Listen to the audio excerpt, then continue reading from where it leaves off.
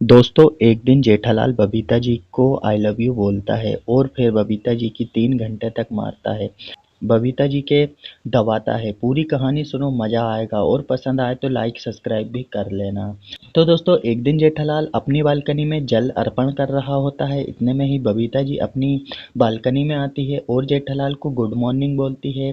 बबीता जी को देखते ही जेठालाल का एंटीना खड़ा हो जाता है, लेकिन जेठालाल अपने को कंट्रोल कर लेता है और बबीता को गुड मॉर्निंग बोलता है। फिर जेठालाल अपने घर चला जाता है, लेकिन जेठालाल का मन बबीता जी से मिलने का हो रहा था। जेठालाल सोचता है चलो आज दुकान जाते समय बबीता जी से मिलते हुए जाऊंगा, और फिर जेठालाल नाश्ता करके दुकान के लिए निकल जाता है और फिर बबीता जी के घर पहुंच जाता है। जैसे ही बबीता जी दरवाजा खोलती है, बबीता जी जेठालाल को देखकर खुश हो जाती है।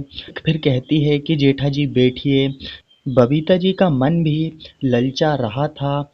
फिर जेठालाल बबीता जी को आई लव यू बोलता है। इतने में ही दोनों की प्रेम कहानी शुरू ही होने वाली थी कि वहाँ पर अय्यर आ जाता है और फिर अय्यर जेठालाल से कहता है, जेठालाल तू यहाँ पर क्या कर रहा है? तो जेठालाल अय्यर से कहता है मैं तो ऐसे ही आया था। फिर अय्यर अपने ऑफिस के लिए निकलता है तो जेठालाल भी उसके साथ सोसाइटी तक जाता है।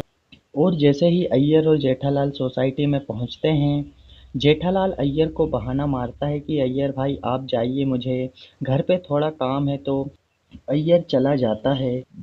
फिर जेठालाल बबीता के घर पहुंच जाता है। बबीता का घर का दरवाजा खुला होता है तो जेठालाल सीधे बबीता के कमरे में पहुंच जाता है। जैसे ही जेठालाल बबीता के कमरे में पहुंचता है तो जेठालाल देखता है बबीता अपने बेड पर अपनी उसमें से पानी निकाल रही होती है। बबीता जी को उस हालत में देखकर जेठालाल के मुंह में से पानी आता है और आप सोच रहे हैं उस जगह से भी।